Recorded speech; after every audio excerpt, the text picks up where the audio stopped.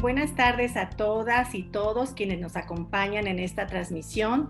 A nombre de la Secretaría de Cultura, a través del Centro Nacional para la Preservación del Patrimonio Cultural Ferrocarrilero, les damos la más cordial bienvenida.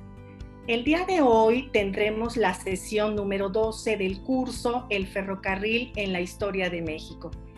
Esta sesión forma parte del tema 6, la dimensión tecnológica del ferrocarril, y tendremos la participación del doctor Iker de Luisa Plazas y la maestra Gabriela García Ortega. Voy a leer la semblanza del doctor Iker de Luisa Plazas.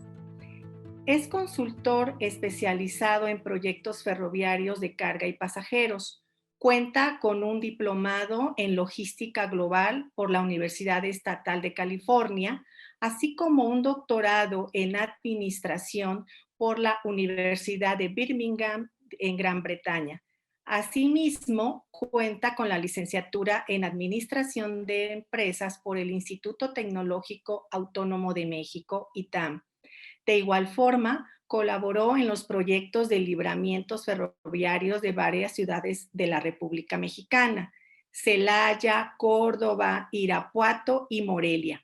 También fue consultor externo en el gobierno del estado de Guanajuato y participó en el proyecto Tren Interurbano de Pasajeros Guanajuato, así como consultor externo para el Kansas City Southern de México y para el Centro de la Secretaría de Comunicaciones y Transportes de Michoacán.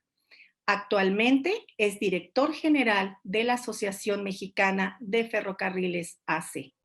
El día de hoy nos expondrá el tema Panorama de la modernización de la operación y mantenimiento ferroviario. Sin más, los dejo con el doctor Iker de Luisa Plazas.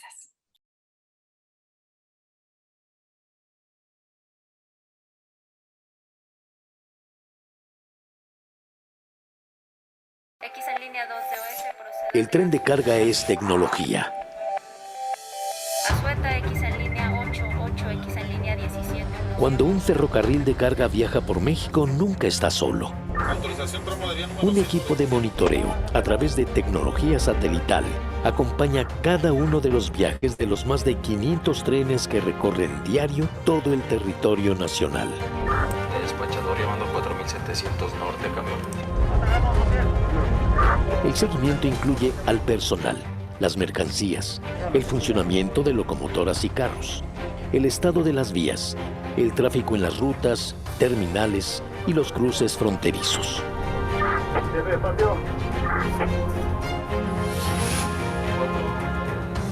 Esto permitió que la capacidad de carga de los ferrocarriles en México se duplicara de los años 90 a la fecha, además de ser más ecológicos, más veloces y reducir los accidentes, entre otros muchos indicadores.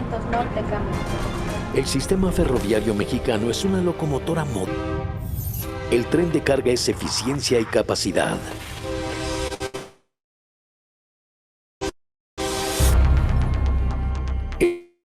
El ferrocarril de carga mexicano está en el 11º lugar mundial en carga transportada, lo que lo ubica entre los mejores del mundo.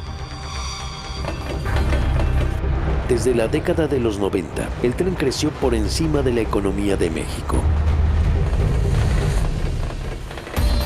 De 1997 hasta nuestros días, las empresas ferroviarias han invertido en el país $12.500 millones.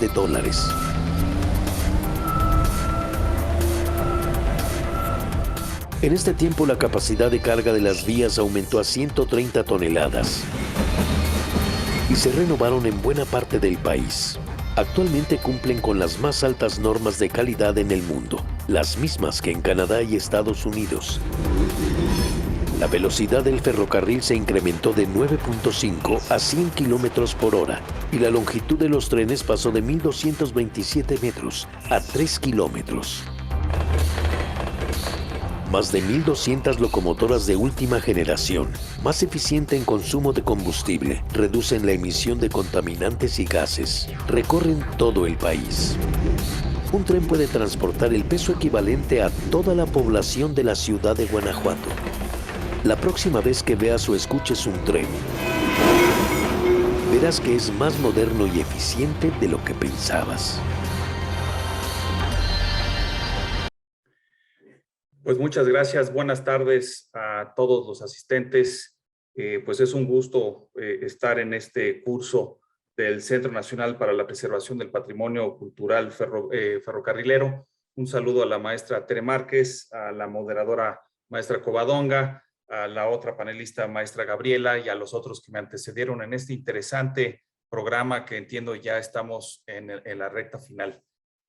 Pues después de esta breve introducción de estos dos videos que quería mostrar precisamente, pues de manera muy visual, la tecnología con la que contamos hoy en día en los ferrocarriles de carga en el país, ya entrarnos un poquito en algunos detalles de cómo ha avanzado, de dónde comenzamos, de dónde venimos y dónde estamos, ¿no? A nivel mundial hubo una crisis en todos los sistemas ferroviarios de carga en los 80s, en Estados Unidos fue un poquito antes, 70s, 80s, y ya una crisis muy patente en los 90s. Prácticamente todos los sistemas ferroviarios de carga del mundo quebraron. Esto un poco como pues fruto de la evolución tecnológica que hubo en las carreteras, en el transporte carretero de carga y también en el de pasajeros. Tomándolo en nuestro caso, en nuestro país, pues bueno, Ferrocarriles Nacionales de México ya para el 94 perdía 1.4 millones de dólares al día. 2/3 partes de su gasto operativo era personal, con 83,000 trabajadores fijos, 12,000 eventuales y una plantilla de 42,000 jubilados. Y pues había toda una serie de rezagos tecnológicos, operativos, y de servicio que a final de cuentas daban pues un mal servicio y que pues los clientes empezaron a pasar a la carretera, ¿no? A nivel mundial, pero también en México. Hay la reestructura, muchos de ustedes pues la tienen muy bien identificada con el artículo 28 de la Constitución, donde se abre la participación del sector privado en la operación de los ferrocarriles de carga. Son a través de concesiones y estas se hicieron a través de licitaciones. Había varios grupos o distintas postores que pues daban la mejor propuesta para llevarse distintas regiones que se concursaban, ¿no? Hoy en día, ¿cuál es la foto? Ya se veía en alguno de los videos. Ocupamos el lugar número 11 a nivel mundial en carga transportada. Esto es en toneladas kilómetros. ¿Cuántas toneladas multiplicados por los kilómetros que recorremos? Así se mide la carga ferroviaria. También en toneladas, pero tonelada kilómetro es más apropiada para el ferrocarril. Y ocupamos el lugar número 11 de más de 140 países que tienen servicios ferroviarios. Y como economía, ocupamos el lugar número 14 en el mundo, ¿no? Entonces, pues, a final de cuentas, es un indicador de que el ferrocarril en México, pues, se desempeña mejor que la economía mexicana, comparándonos con, pues, los otros países del mundo, ¿no?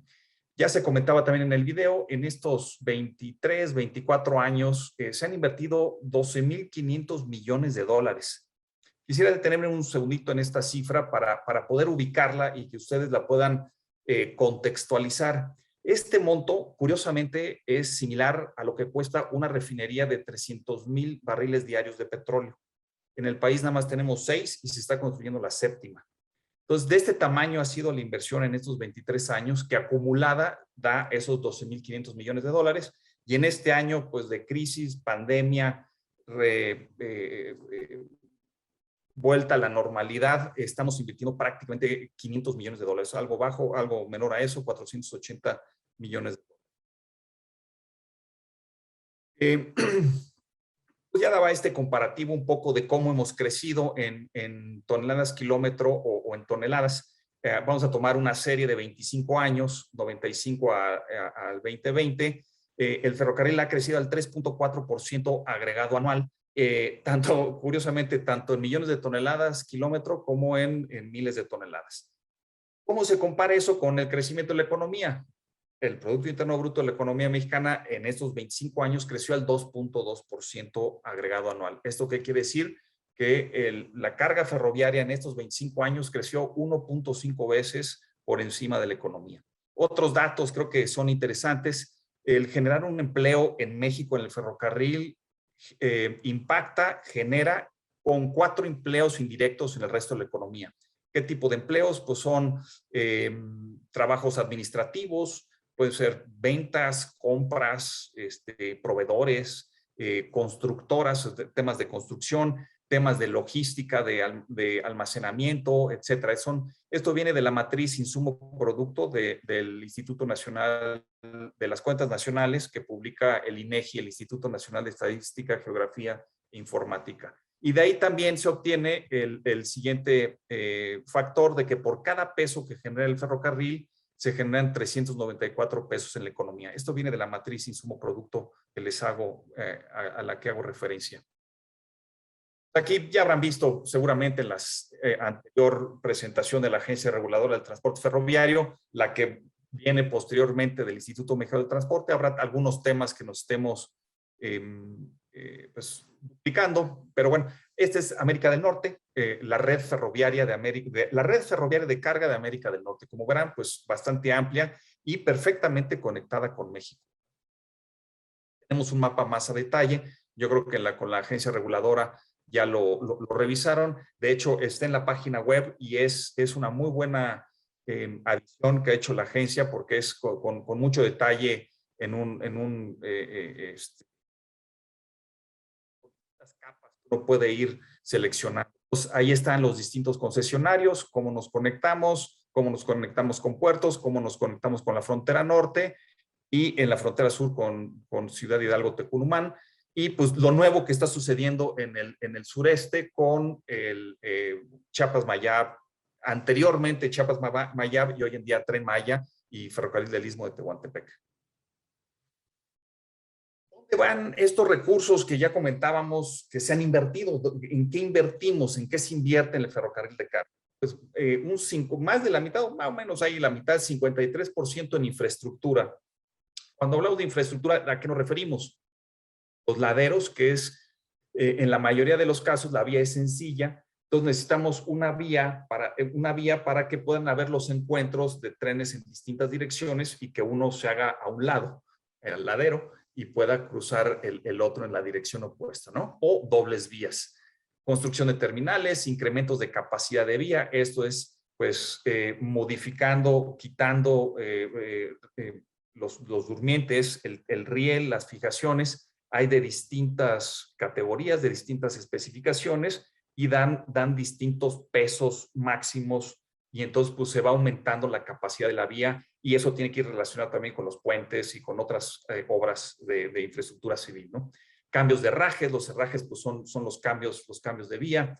El desguarnecido, que es cambiar el balasto, pues sí, el balasto uno diría, pues esa grava de tamaño así medianón y esa pues dura mucho, pues sí, pero llega un momento en que se degrada y también hay que limpiarla o sustituirla. A eso se refiere el desguarnecido. Reforzamiento de puentes, pues desde concreto, acero, madera, combinación de todos ellos y pues la modernización de talleres de locomotoras y carros. Ya vieron ahí las casas redondas de Guadalajara y San Luis Potosí en los videos para dimensionar un poco pues la operación tan eficiente y tan sofisticada que hay en las casas redondas hoy en día, ¿no?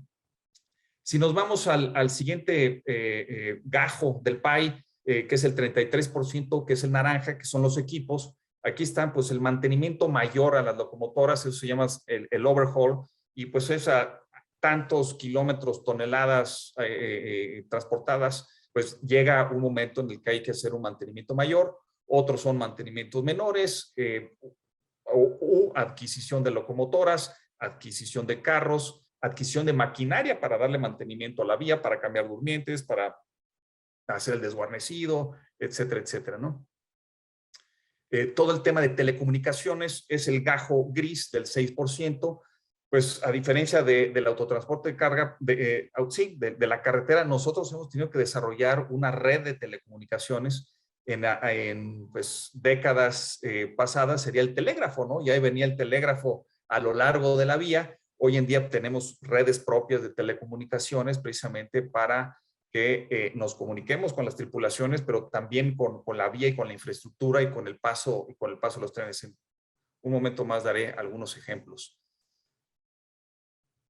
Y el resto, pues son otros desde temas de seguridad. Hoy en día, pues obviamente tenemos que tener pues cámaras, drones, centros de control como el que vimos, ¿no? Tecnologías de información, está muy tecnificado. Voy a dar algunos ejemplos de cómo, bueno, una locomotora hoy en día nueva, alguien decía, es una computadora de 100 toneladas. Y de hecho no es una computadora, son como 20 computadoras. Son 20 sistemas operativos que están midiendo, ordenando los distintos procedimientos mecánicos, eléctricos de la locomotora. En fin, pues este es un poco dónde se invierte en ferrocarril, y pues hay algunos ejemplos de cómo tecnológicamente, cuál es el nivel en el que contamos. ¿Cómo nos comparamos con otros países en términos de tarifas? Pues bueno, para decir, oye, somos caros, somos baratos, creemos que estamos en un buen nivel. Ahí hay de Canadá, de Estados Unidos, de Chile, de Argentina, de Perú y de Brasil. Esto está tomado de la OCDE, Reporte del Foro Internacional del Transporte 2014, y hay una publicación reciente del Banco Interamericano de Desarrollo también, que es 5 años posterior, pero se confirman a grosso modo que las tarifas del ferrocarril en México son competitivas a nivel internacional. Ahora bien, ¿qué transportamos? Me imagino que ya lo habrán visto con la agencia reguladora, probablemente lo toquemos con el Instituto Mexicano de Transportes, lo voy a ver muy rápido, pues sector agrícola, industrial, minerales, intermodales, carga general, pueden ser tablets, celulares, los zapatos tenis que usamos hoy en la mañana, o la ropa deportiva, en fin, todo lo que viene carga en general en las cajas denominadas contenedores, que hay de 20 pies, de 40 pies y de 53 pies. Y luego, pues bueno, gasolinas, diésel, productos químicos, automotriz muy importante, pesan poco, pero es carga muy cara, ¿no? Entonces es un flete caro comparado con otros fletes que pesen más, pero que se paga menos por la tarifa. Es algo mundial. En cuanto a diferentes productos, pues distintas tarifas. Todo esto está publicado en la Agencia Reguladora del Transporte Ferroviario por cada uno de los concesionarios. Vamos a ver algunos ejemplos de dónde se invierten. Esto es en Torreón a la izquierda, a la derecha en Guadalajara, abajo a la derecha Monterrey, y algunas señales, Guadalajara, Silao, Hermosillo. Son patios intermodales, ahí están las grúas. Ahí están los patios automotrices para pues precisamente hacer esa carga y descarga de automóviles recién ensamblados. Y un caso interesantísimo que es el ferrobuque. Son 2 barcos que dan servicio entre los puertos de Coatzacoalcos, Veracruz, y Mobile, Alabama, en Estados Unidos. Ya cumplieron 20 años. Es un caso de éxito a nivel mundial.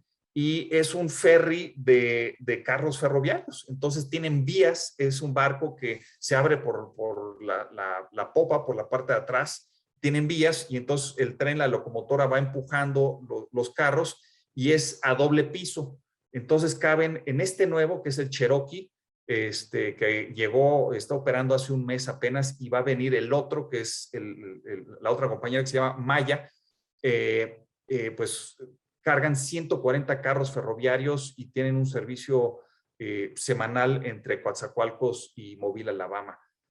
Bueno, entiendo que son 2 servicios a la semana, porque mientras uno llega y el otro va, ya hicieron dos servicios a la semana entre los 2 puertos.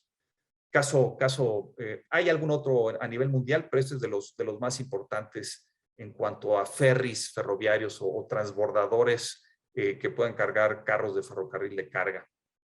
Valga la redundancia. Aquí algunas obras de infraestructura, unos retos importantes. A la izquierda, en los 60 o no sé cuándo fue, se construyó una serie de puentes en Nayarit y túneles que no daban los gálibos para la doble estiba, para el doble contenedor, y entonces pues hubo que bajar la rasante, o sea, bajar el nivel de la vía para que precisamente se pudieran pasar. Fueron 35 túneles, perdón, que se modificaron con eso. El otro es, pues ya está terminado, es un puente ferroviario entre Ojinaga, Chihuahua, y Presidio, Texas. Dejó de usarse hace décadas, era un puente de madera, se quemó y esa frontera estuvo cerrada. Hoy en día ya está renovado, ya lo ven ahí. que faltan, creo que las garitas de aduanas de ambos lados, no sé si la cometida eléctrica, y pues ahora sí que el empujoncito final, pero prácticamente está listo para conectar a Ojinaga, Chihuahua con Presidio, Texas. Libramiento ferroviario de Celaya. Celaya es una ciudad muy importante desde el punto de vista ferroviario. Tienen ahí el mapa a la derecha arriba. Se ve en la línea roja, esa es la vía de Ferromex, de este a oeste, y la amarilla de norte a sur es la de Kansas, es decir, la ciudad, la parte, una cruz ferroviaria, norte, sur, este, oeste, y pues a través de 2 medias lunas se busca librar precisamente todo el centro de la ciudad, que es el desarrollo que se ve ahí en la parte debajo derecha de esa lámina. A la izquierda, el libramiento ferroviario Oriente Monterrey, también una obra muy importante. Hay trenes que no tienen que pasar por el centro de Monterrey, que no tienen que pasar por la terminal ferroviaria, y tenían que pasar, y hoy en día con esta obra pues lo que busca es de que no, aquellos trenes que no tienen necesidad de detenerse dentro de la zona urbana de Monterrey, pues que la libren, ¿verdad? Unas fotos antes, después, en el centro, el patio Sánchez en Nuevo Laredo. Este va a ser el patio más grande del país y probablemente de Latinoamérica. Hoy en día es la terminal ferroviaria del Valle de México con 54 vías.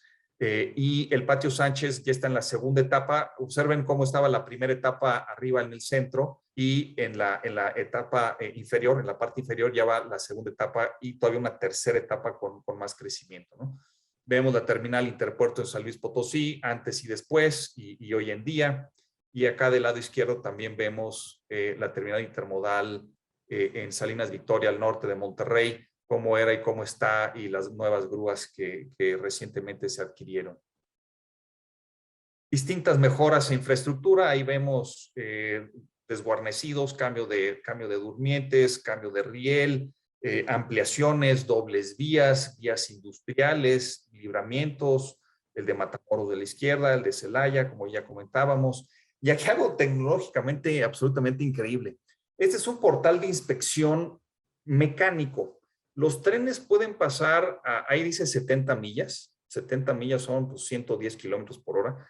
No pasamos esa velocidad, pero podríamos pasar.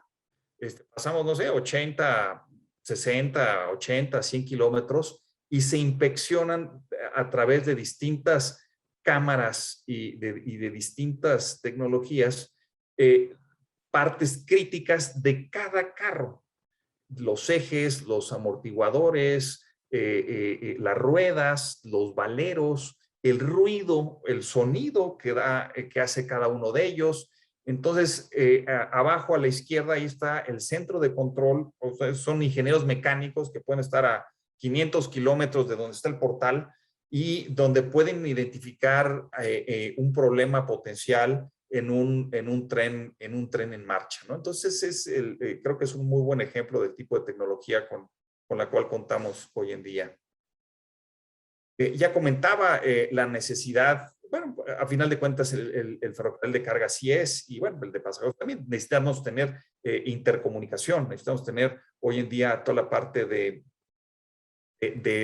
voz, pero también datos, ¿no? O sea, a final de cuentas, hay pues toda una nube de datos en la operación, y necesitamos transmitir todo lo que se está midiendo y todo lo que se está generando en distintos ámbitos, ¿no? Entonces, hay detección de distintos problemas, de muñones calientes, de un problema de una rueda, que un tren andando pasa por estos sensores, y a través de la red de telecomunicaciones llegan a los centros de control o a la tripulación del propio tren, ¿no?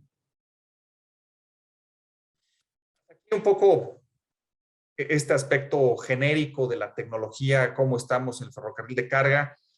Pues se está renovando el sur-sureste. Vamos a hablar aquí un poquito del ferrocarril del Istmo de Tehuantepec, cómo a través de la iniciativa del corredor interoceánico se busca articular y modernizar los puertos de Salina Cruz en Oaxaca y de Coatzacoalcos en Veracruz, y la vía que ya existía y que los unía, pues modernizarla, sembrar parques industriales para que genere más carga y más empleo, ¿no? Entonces es una iniciativa, es socio de la Asociación Mexicana de Ferrocarriles, el el ferrocarril del Istmo de Tehuantepec, y pues esos datos ya tienen algunos meses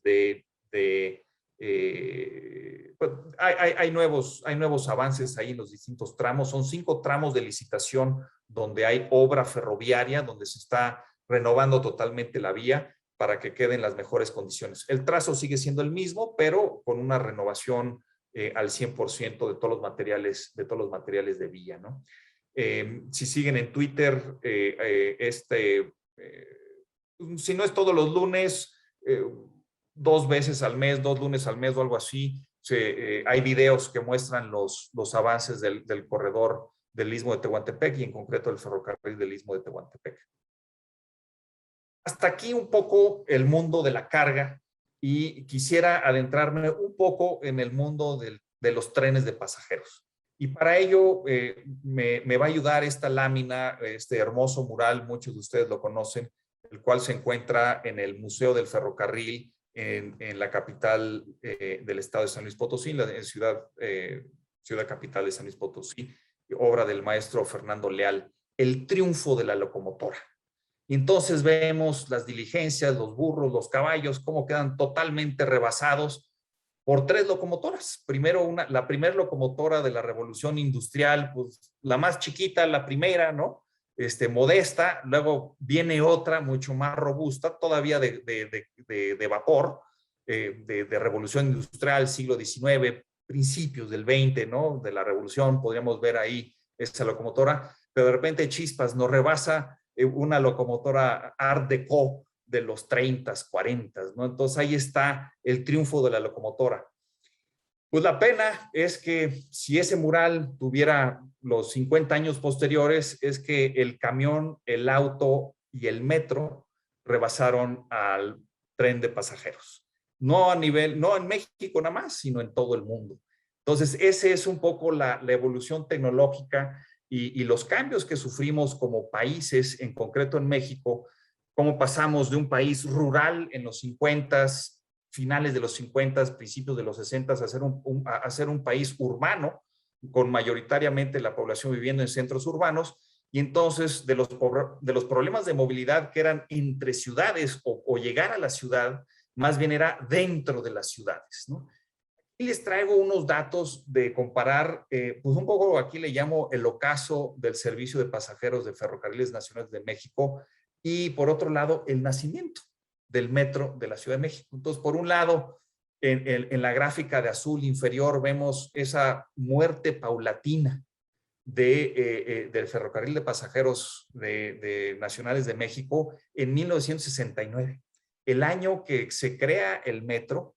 Al primer año de operación, en 1970, esos son los datos que aquí pongo, Ferrocarriles transportó en ese año 37 millones de pasajeros, y el metro de la Ciudad de México en ese año, en 1970, en el primer año de operación, transportó 139 millones de pasajeros. Es decir, en el primer año ya multiplicó por 4 los aforos, el impacto, el beneficio social el metro contra el servicio interurbano de pasajeros de Nacionales de México.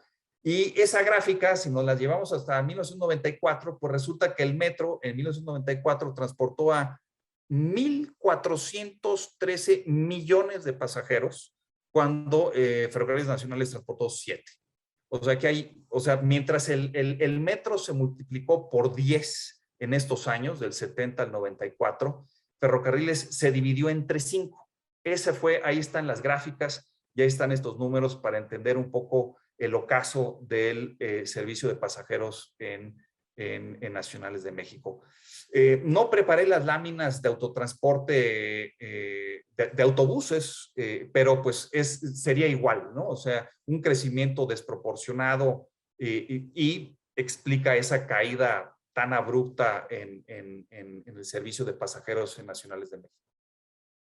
¿Por qué comento todo esto? Porque en las discusiones ferroviarias luego omitimos en la tecnología, y ahora que estamos hablando de tecnología, vamos a ver la increíble tecnología que tenemos ahora sí con los primos hermanos, que son los metros, trenes ligeros y sistemas suburbanos que hoy en día tenemos en el país. Contamos con 20 líneas. Son 14 líneas en el área metropolitana de la Ciudad de México. Estas son 12 dentro del metro de la Ciudad de México, el tren ligero a Xochimilco y el suburbano a Buenavista. Ahí están 12 más 1 más 1, ahí están las 14. En construcción el interurbano Toluca, México.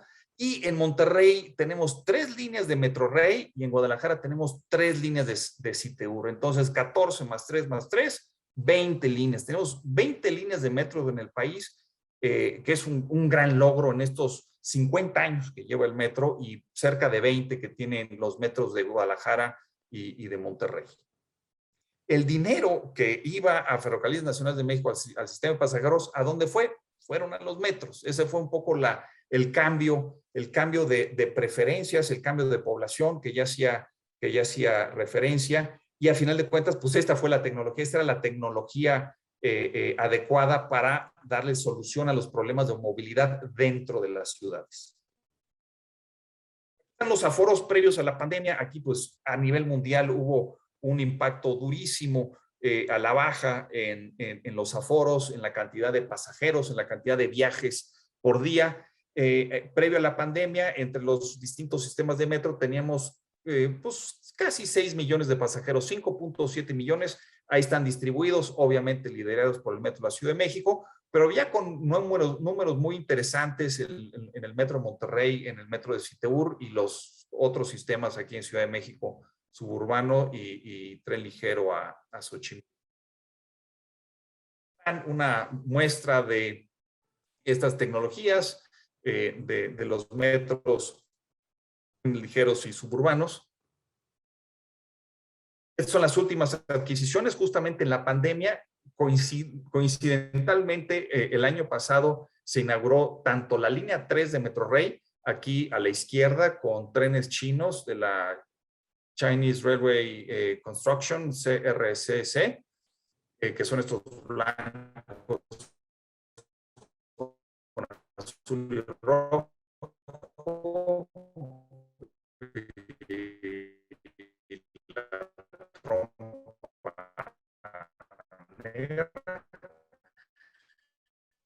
Y a la derecha es esa, en Guadalupe es túnel, conecta la central de autobuses, ahí llega mediante viaducto, en fin, obras muy importantes que le dan beneficio pues, a las zonas metropolitanas pues tan importantes, la segunda y la tercera del país, que es Guadalajara y Monterrey.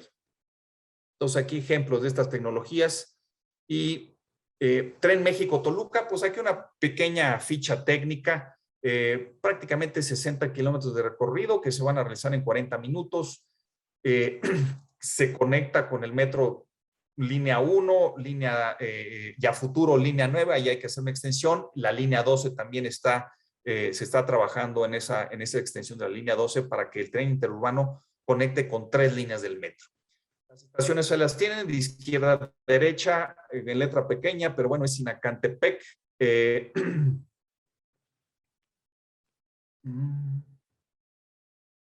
Pino Suárez, Tecnológico, Lerma, todos estos en la zona metropolitana de Toluca, Valle de Lerma.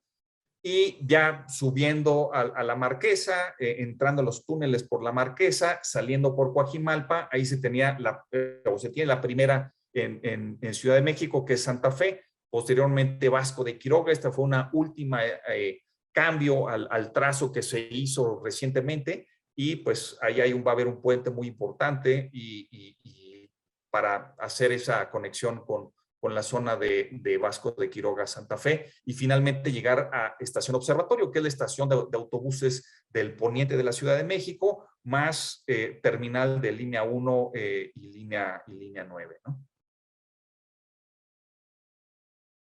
Y hay más información del México-Toluca. Estos trenes fueron armados en su mayor parte en España y terminados en México, en la planta de Huehuetoca, en el Estado de México. Ahí están, curiosamente son 30, estos ya están listos. Me voy atrás, el avance total de la obra es como de un 70%. En Twitter también el gobierno, el AST o el gobierno federal, los lunes manda un videíto de avance, se lo recomiendo, es bastante bueno, muy didáctico, y es impresionante las obras que hay, los viaductos, los túneles, en los puentes. Es increíble la magnitud de este proyecto. Y los 30 trenes ya están y resulta que a final de cuentas de esos 30 se van a quedar 20 y 10 van a pasar para la nueva conexión del suburbano al Aeropuerto Internacional Felipe Ángeles. Entonces, de estos trenes que aquí vemos, hay 30 ya en Sinacantepec, Estado de México, ahí en los talleres del México Toluca, pero se van a utilizar 20 y 10 se van a direccionar para el trayecto Buenavista Aeropuerto Felipe Ángeles.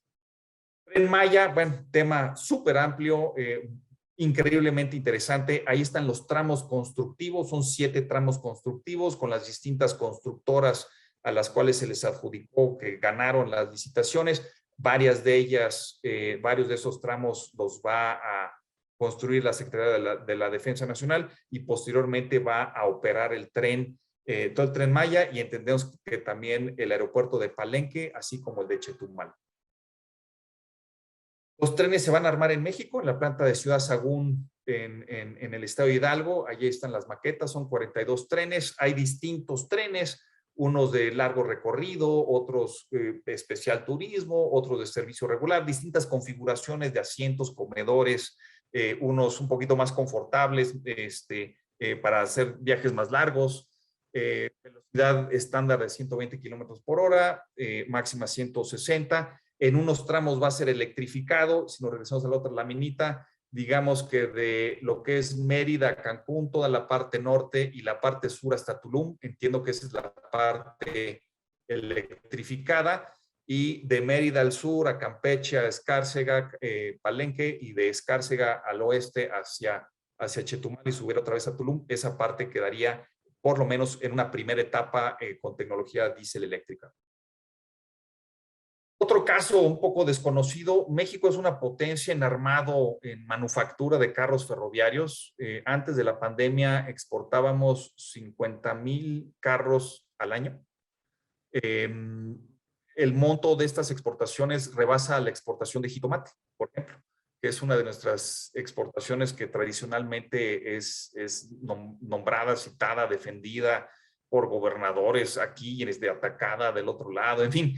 Es un caso de éxito el tema de la manufactura de carros ferroviarios. En las plantas, hay plantas en Hidalgo, en Tlaxcala, y donde está muy fuerte es en Coahuila, por la zona de Monclova.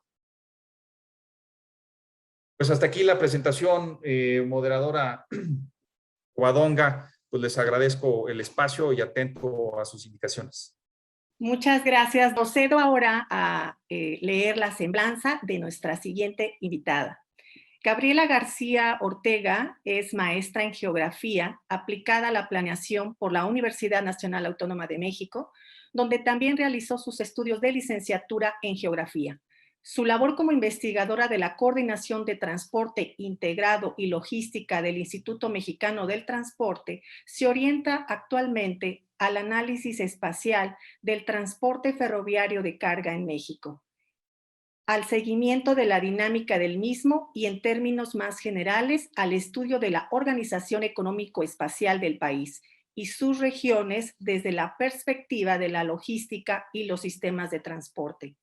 En otros momentos, su trabajo en el Instituto Mexicano del Transporte ha estado vinculado al apoyo que las geotecnologías, especialmente los sistemas de información geográfica, ofrecen al mundo del transporte y la movilidad. En el campo de la docencia, su labor se ha extendido a áreas vinculadas con la coordinación académica, el seguimiento del trabajo pedagógico de grupos de profesores y la atención y acompañamiento de las necesidades y logros de los alumnos. En el campo de la enseñanza, participó en la propuesta de creación de la licenciatura de Geografía Ambiental, aprobada por la Universidad Autónoma de Querétaro en 2010, donde fue profesora de tiempo libre, al igual que en la licenciatura de Estudios Socioterritoriales de la Facultad de Ciencias Políticas y Sociales de la misma universidad. El día de hoy nos expondrá el tema Movimiento de carga en los puntos de interconexión ferroviaria en México. Sin más, los dejo con la maestra Gabriela García Ortega. Voy a compartir la pantalla y ustedes me dicen si se ve ya la presentación. ¿Se ve la presentación?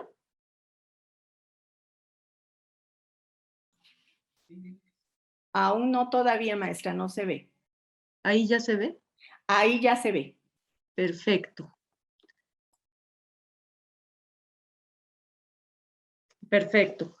Bueno, pues les decía que agradezco mucho. Primero ofrezco una disculpa por los problemas que tuve que enfrentar para estar con ustedes, pero agradezco mucho la presentación que ha hecho y desde luego, pues estoy muy contenta de ser parte del curso del ferrocarril en la historia de México, por lo que agradezco de manera pues particular la invitación a la doctora Teresa Márquez y todas las atenciones recibidas de parte del doctor Román Moreno.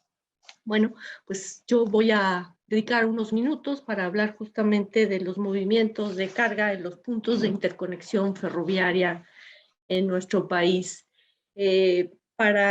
Como antecedente o como introducción, me voy a permitir compartirles cuáles son algunos de los objetivos de trabajo de la línea de investigación que está a mi cargo dentro del Instituto Mexicano del Transporte, porque va a ser en este contexto en donde hemos logrado identificar algunos elementos de conocimiento, información derivada de los estudios origen-destino que realizamos de la carga ferroviaria. Estos datos, esta información derivada es la que nos permite encontrar algunas explicaciones relacionadas con el tema que nos ocupa hoy, que son los movimientos de conexión.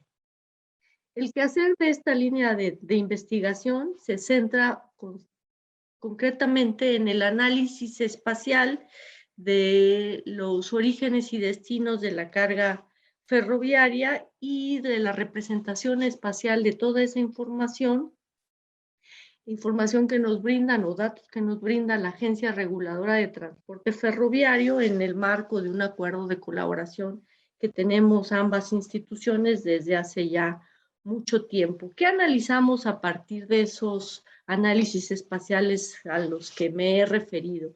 Bueno, pues nos interesa mucho diferenciar desde luego cómo es la dinámica de aprovechamiento de la red ferroviaria de acuerdo a los diferentes tipos de productos que el ferrocarril transporta. Por otro lado, también ha sido de nuestro interés entender la relación que se establece justamente entre esas diferentes ramas productivas que son apoyadas por el ferrocarril en nuestro país, identificar los puntos, llamamos nodos, las estaciones ferroviarias, los puntos desde donde se emite la carga, es decir, donde se originan los movimientos de carga, o los puntos en donde la carga es recibida, por supuesto que tiene particular interés para los estudios que realizamos en el instituto, porque son justamente los nodos, los puntos articuladores de esos movimientos de carga que corren a cargo del transporte ferroviario. Y desde luego otro de los áreas de interés a partir de estos análisis que estoy mencionando, pues es sin duda cuál es la participación del transporte ferroviario en lo que nosotros llamamos la integración económica territorial o la organización regional del país desde la perspectiva justamente de los movimientos de carga ferroviaria. ¿Cuál es la razón de dar seguimiento al comportamiento espacial y desde luego también al comportamiento temporal de los volúmenes de carga que mueve el ferrocarril? Pues es poder responder 4 preguntas muy concretas. Y estas preguntas son: ¿qué transporta el ferrocarril? ¿Por dónde lo transporta? ¿Qué volúmenes son los que el ferrocarril está moviendo en sus diferentes segmentos? Y desde luego, la cuarta pregunta es: ¿cómo cambia esto o cómo se modifica en el tiempo? ¿Cuál es el propósito de todo ello? Pues desde luego, contar con elementos de información que permitan o que sirvan a la planeación del sistema de transporte nacional o de los sistemas de transporte del país, y desde luego también alimenten los instrumentos de intervención o que guíen la toma de decisiones. Esa es la motivación o los objetivos del trabajo que con respecto al transporte ferroviario realizamos en el instituto y que nos van a servir o nos dan algunos elementos para hablar en adelante, como veremos, de los movimientos de conexión. Voy a presentarles también brevemente algunos ejemplos del trabajo realizado que tiene como propósito el que se los presente justamente lo que ya he mencionado, que nos sirvan de antecedente a esos movimientos de conexión de los que vamos a estar hablando, porque como ustedes verán en mi intervención, los movimientos de conexión ferroviaria están siendo para nosotros, al menos para mí, en el Instituto Mexicano del Transporte, una especie de acertijo. Bueno, ¿cuáles son algunos de los ejemplos de ese trabajo realizado? Pues, como ya decía, nos interesa, decía yo cuando presentaba los propósitos del trabajo que realizamos en el IMT, ¿cuáles son algunos de nuestros intereses? Pues conocer justamente quiénes son los puntos o cuáles son los puntos en donde se origina la carga y cuáles son los puntos de la geografía ferroviaria nacional que reciben esa carga. Entonces, en pantalla ustedes están viendo un par de mapas. El mapa de la izquierda representa los puntos en donde se origina la carga. Estos mapas fueron hechos con datos de 2011, lo que lo señalo porque probablemente hoy no sea exactamente así. Y en el lado derecho estamos viendo los puntos donde se recibe la carga, donde se reciben los mayores volúmenes de carga. ¿Qué estamos viendo? Además de saber cuáles son esos puntos, estamos viendo cómo se distribuyen, cómo contrasta el volumen de uno con otro. Cada círculo representa un volumen determinado y entonces de esa manera estamos viendo qué nodos reciben o qué nodos emiten más carga, qué nodos reciben más carga y por el contrario, cuáles reciben menos carga. En este sentido, en el mapa de los movimientos de emisión de la carga, que son los círculos verdes del mapa de la izquierda, pues podemos darnos cuenta que los principales movimientos de origen de la carga se ubican en la frontera norte y están asociados a los puertos marítimos de nuestro país. Cuando observamos el fenómeno del transporte ferroviario desde la perspectiva de los nodos que reciben la carga, bueno, pues lo que vemos es que aparece un mayor número de nodos en el interior del país, sobre todo en la zona centro, que son los que van a recibir la carga. Sin embargo, también vemos que los nodos asociados, perdí mi cursor, los nodos asociados a puertos y fronteras siguen siendo también muy relevantes. Y este es un dato que subrayo porque vamos a ver más adelante cuál es una de nuestras hipótesis en materia de movimientos de conexión. En ese interés de entender y conocer cuáles son los nodos que se vuelven los puntos neurálgicos, digamos, del transporte ferroviario de nuestro país, hemos estudiado esos mismos nodos, no solo relacionados con la carga total o la carga general, sino también con algunos tipos de productos, como ya referí hace unos momentos, y también, desde luego, como vemos en la imagen que les presento aquí, cuáles son los nodos principales del tráfico local. ¿Cuál es el tráfico local? Bueno, el tráfico local son todos los movimientos de carga que cada una de las empresas prestadoras del servicio de carga realiza dentro de sus propias vías. Incluye también los derechos de paso.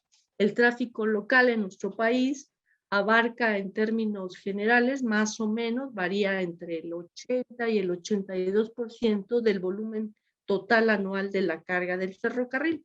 Esto significa que entonces el tráfico local pues es muy importante, es el mayoritario, y aquí lo que estamos viendo es cuáles son todos esos nodos del tráfico local que en 2017 tuvieron un movimiento superior a 1.000.000 de toneladas. Estos nodos que están representados en el mapa concentran entre todos los que aquí vemos aproximadamente el 70% del volumen total de la carga. Luego entonces aquí tenemos una imagen de quiénes son del universo de nodos ferroviarios, que yo podría decirles que serían unos 600 estaciones ferroviarias. Bueno, pues aquí tenemos aproximadamente unas 50 y tantas estaciones que son las que concentran el 70% del volumen de carga que en 2017 transportó el ferrocarril. Luego entonces, vuelvo a repetir, estamos viendo a los nodos, a los puntos neurálgicos, los puntos articuladores de los flujos ferroviarios. ¿Qué otra cosa estamos observando? Pues la distribución de esos nodos. Y esa distribución, ¿qué nos dice? Pues entre otras cosas, nos dice qué segmentos de la red férrea, articulan los flujos mayoritarios y en consecuencia, cuáles son los espacios económicos del país que son o que se ven más apoyados por el transporte ferroviario, que de hecho la alineación de algunos de esos nodos a lo largo de desde Piedras Negras en la frontera norte y Nuevo Laredo, siguiendo la ruta hacia el sur, conectando con el centro, y del centro también conectando con el puerto de Manzanillo en el litoral del Pacífico y con el puerto de Veracruz en el litoral del Golfo.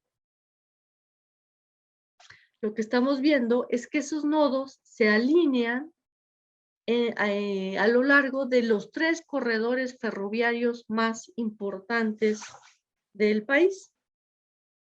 Por otro lado, en la gráfica que acompaña esta diapositiva, lo que vemos es que más allá del volumen de la carga que cada uno de esos nodos, que también lo he dicho, están representados en el mapa, diferenciados no solo por el volumen que maneja cada uno de ellos, sino también por la proporción de la carga que cada uno de sus puntos emite y la proporción de la carga que cada uno de esos puntos recibe. En verde están la proporción de la carga que es recibida, entonces podemos ver en la imagen cómo en el interior del país, en la mayoría de los nodos, es mayor la proporción de la carga que se recibe, a diferencia de lo que vemos que ocurre en los puntos ubicados tanto en los cruces fronterizos en nuestra frontera norte como en los puertos marítimos del país. Volviendo ahora sí, refiriéndome directamente a la gráfica que mencionaba, más allá de poder diferenciar los nodos a partir de los volúmenes de carga de origen o destino que se ha manejado en cada uno de estos puntos, también buscamos encontrar alguna otra relación, algo que nos diga más. Y en este caso, hemos logrado diferenciarlos, digamos, un poco a partir de los procesos económicos que de algún modo están apoyando estos nodos. Así vemos como en azul están los nodos, que son 9, que corresponden a los cruces fronterizos y a los puertos del país. Esos 9 nodos concentran solo ellos el 34% del volumen de carga total anual que transporta el ferrocarril. Otro número de nodos que están en anaranjado en la gráfica son, y que manejan o concentran, suman el 16% de ese volumen de carga anual, son nodos que están vinculados de alguna u otra manera al abasto y al suministro de las zonas urbano-industriales del país más importantes. Y en verde, o aproximadamente con un 21% de esa carga del tráfico local, corresponde a los nodos y se trata de nodos en este caso directamente vinculados a ramas productivas específicas. Encontramos ahí nodos a partir de los cuales se mueven productos petroquímicos, o se mueve cemento, o se mueven minerales. ¿Qué más hacemos con esos datos origen-destino? Pues tratamos de representar en la medida de lo posible las rutas que siguen esos flujos ferroviarios. ¿Esto por qué? Pues porque nos permite tener un acercamiento al por dónde justamente se transportan los distintos productos, en este caso de la carga intermodal. ¿Por qué la carga intermodal? Porque la carga intermodal, bueno, y quiero decir más que otra cosa, que la carga intermodal le damos un seguimiento con los datos que recibimos anualmente de cada uno de los años que hemos recibido datos desde 2010 a la fecha. Monitoreamos cómo va evolucionando la carga intermodal por su importancia, dado que está directamente vinculada a los flujos internacionales o al comercio exterior de nuestro país. Así es que hemos podido ver cómo es la evolución de la carga intermodal a cargo del ferrocarril. En esta primera imagen, que corresponde a datos de 2012, lo que veíamos es que, bueno, se formaban 3 corredores de más de 1 millón de toneladas entre la zona centro del país y el norte a través de Nuevo Laredo, y también hacia el litoral del Pacífico, con presencia en los 2 puertos del litoral pacífico, tanto Manzanillo como Lázaro Cárdenas. ¿Qué pasa en 2014? Bueno, lo que observamos en 2014 es que ese flujo se mantiene, y ya establecimos aquí, que no lo hicimos cuando trabajamos los datos de 2012, cuál es el tope del movimiento de ese tráfico intermodal a cargo del ferrocarril, y vimos que ahí hubo segmentos de esos corredores que aparecen en azul más intenso que alcanzaron volúmenes de carga de hasta más de 4 millones de toneladas. Para 2017, son estos datos, vemos que esos corredores mantienen su importancia en el manejo de carga intermodal. Vemos que el tope de ese volumen de carga aumentó un poco, ¿no? De 4.050.000 en 2014 a 4.300.000 toneladas en 2017. Y vemos aquí algo muy interesante, que es que en el segmento Veracruz hacia el centro del país alcanza más o menos, probablemente en 2016, pero no puse ese mapa, pero sí ya para 2017, se suma a los corredores de más de 1 millón de toneladas en donde se mueve, el ferrocarril mueve carga intermodal. Para 2019 vemos que eso se mantiene, las cuatro ramas, digamos, y vemos que para 2019 el tope de ese volumen de carga disminuyó un poquito. Aquí eran 4.300.000, bueno, para 2019 el tope fue de 3.950.000 toneladas. Volviendo a nuestro análisis a nivel de nodos, en algún momento uno de los estudios quisimos hacer un análisis de tendencia para ver si lográbamos ya con la base de datos que vamos acumulando en el Instituto del Origen y Destino de la Carga Ferroviaria, pues intentamos hacer un análisis de tendencia. De hecho, realizamos un análisis de tendencia. De ese no voy a hablar, pero sí ese análisis requirió previamente pues, que viéramos cómo había evolucionado la carga en algunos de los nodos, en los nodos más importantes del sistema ferroviario del país, en un rango de tiempo de 2010 a 2017.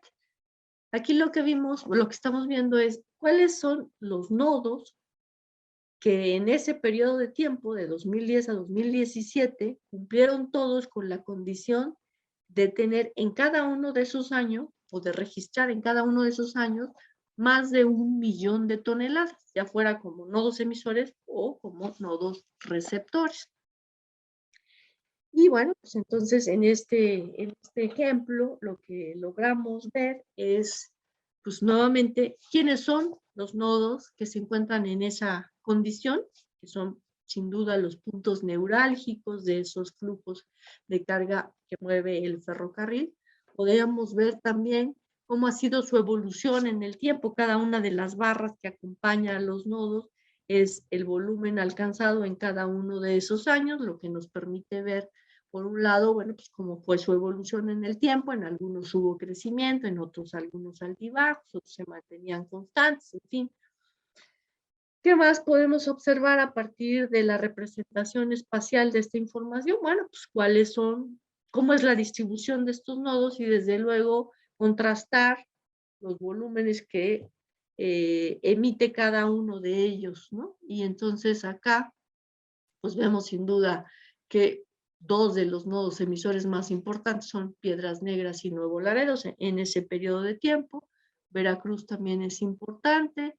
Los nodos emisores del interior del país tienen presencia, pero son rebasados por los puntos fronterizos. Del lado de los nodos receptores, vemos que el interior de nuestro país pues, adquiere más presencia. Obviamente son los que reciben la carga que el ferrocarril trae desde los puertos y las fronteras. Y un dato muy interesante que se observa en estas imágenes, en estos mapas, es que no los corté deliberadamente para ver solo una ventanita del territorio nacional, sino que justamente están marcando el límite sur de la ubicación de los nodos que se encuentran en la condición a la que me he referido, es decir, los puntos emisores o receptores de carga con más de 1 millón de toneladas de manera constante en el periodo 2010-2017. Si me obligaran a decir cuál es el límite sur, pues yo podría decir que aproximadamente el paralelo, a partir del paralelo 18 grados norte hacia la frontera norte, se ubican los nodos que cumplen con esta condición. Del paralelo 18 grados, por poner un límite hacia el sur, ninguno de los nodos ferroviarios tiene esta condición o esta característica. El trabajo con los nodos ferroviarios nos ha llevado, y su identificación, es decir, tratar de pues identificar, valga la redundancia, cuáles son esos nodos que llamo articuladores o neurálgicos. Una vez que los he logrado identificar a través de los distintos estudios que hemos realizado en el instituto y los localizamos en el territorio, pues hemos visto cómo están una buena parte de ellos. Estamos viendo en los puntos verdes, son los nodos ferroviarios que presentan más de 500 millones de toneladas, 500.000 toneladas, perdón, en el periodo de tiempo que mencioné hace unos segundos, de 2010 a 2017. Y una vez identificados y ubicados esos nodos, analizando su distribución, pues pudimos ir viendo que están asociados en su mayoría desde luego, a los espacios o a las zonas industriales de nuestro país. A zonas industriales de 17 de las 32 entidades de la República Mexicana. Voy a citar un par de ejemplos. Uno que es el del corredor formado entre Silao, Guanajuato, y digamos Querétaro, la ciudad de Querétaro, y San Juan del Río en el extremo este de este corredor. Bueno, pues, ¿de qué se trata? Pues se trata de una zona industrial y comercial activa, ¿no? De crecimiento importante, de una diversidad industrial también significativa. Hay presencia de la industria petroquímica, aeroespacial, automotriz, sin duda, metalmecánica también. Y desde luego se trata también de una zona con relevancia comercial, porque aquí hay puntos de almacenamiento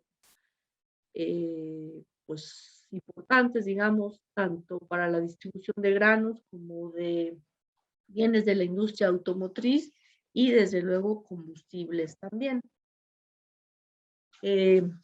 Tenemos también podemos citar como ejemplo, pues la madura zona industrial que desde hace muchos años se ha ido formando y consolidando en torno a la ciudad de Monterrey, y que desde luego en donde el ferrocarril también cumple una función de apoyo muy importante, tanto de nodos, desde nodos que se encuentran ubicados del lado de Coahuila, como de los nodos que se encuentran ubicados propiamente en el estado de Nuevo León, para apoyar a ramas industriales pues, muy importantes que están presentes en esa zona, como la industria siderúrgica, la petroquímica también, y desde luego la industria automotriz. Este acercamiento, ¿por qué me detengo en él y por qué lo considero importante? Porque este acercamiento nos indica, por un lado, cuáles son las áreas de demanda mejor atendidas de la red ferroviaria del país.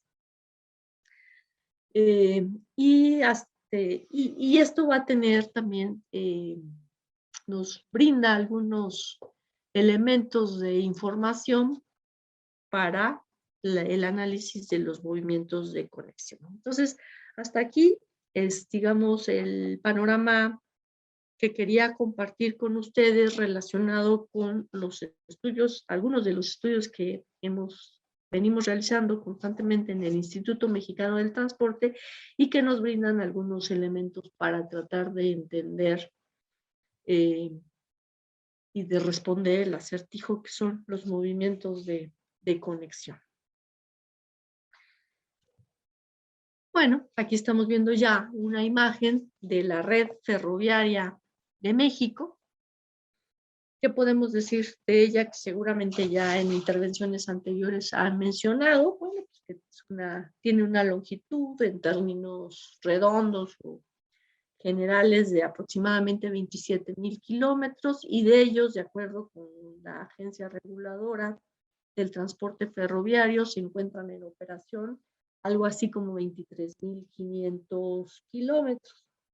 Esta red es operada por 7 empresas, 6 concesionarias, ¿no? 6 empresas a las que el Estado, cuando la privatización, pues les concesionó el servicio de carga, y una asignataria que es la empresa que se llama Ferrocarril del Istmo de Tehuantepec, que tiene a su cargo la administración. Bueno, ahorita todo por allá está en obra, pero bueno, tiene a su cargo, digamos, la administración de la línea justamente que recorre el Istmo de Tehuantepec, por eso es el ferrocarril del Istmo de Tehuantepec, y también opera las vías del sur y sureste de México, la línea, las vías cortas de Chiapas y Mayar. ¿Cómo es bueno, de estos ferrocarriles, 3 son ferrocarriles clase 1, Ferromex, Kansas y Ferrosur, son ferrocarriles clase 1, y las otras 4 son ferrocarriles clase 2 o líneas cortas. ¿Qué podemos decir de la carga que maneja el ferrocarril? Bueno, por un lado, lo que vemos es que en la gráfica de la izquierda son los distintos modos de transporte ferroviario, los distintos modos de transporte de carga en México, y vemos más o menos que, bueno, el transporte aéreo es la línea que parece que es la base de la gráfica, pero no, es la línea azul que está en la base de la gráfica. El volumen es tan pequeño que no alcanza a distinguirse. Pero lo que vemos y que quiero destacar, apoyada en la gráfica que les presento, es, bueno, por un lado, que más o menos el crecimiento que sigue cada uno de los modos de transporte es muy similar en el tiempo, porque obviamente está asociado al crecimiento de la economía nacional. Pero si ya hablamos o lo vemos, la gráfica, los datos de la gráfica desde la perspectiva de qué porcentaje de la carga es transportado por cada uno de esos modos, pues lo que estamos viendo es que el autotransporte es el que maneja la mayor, poco más de la mitad de la carga transportada corre a cargo del autotransporte, es decir, se mueve por carretera. El transporte marítimo se encarga de mover los datos que aparecen ahí, los porcentajes corresponden al último año de la gráfica, 2019. En 2019 el transporte marítimo movió aproximadamente cerca de la tercera parte del volumen total anual de la carga que necesitaba el país que se moviera, y el ferrocarril contribuyó con 13% de ese volumen total. En la gráfica de la derecha lo que vemos es la relación toneladas-kilómetro y los porcentajes que mueve o que corresponden al transporte por carretera y al transporte ferroviario, y la relación es de 75-25, es decir, casi 75% de las toneladas kilómetro corresponden al autotransporte y el 25% al transporte ferroviario. Esta relación de 75-25 se mantiene aproximadamente así desde 2006. Cuando ya,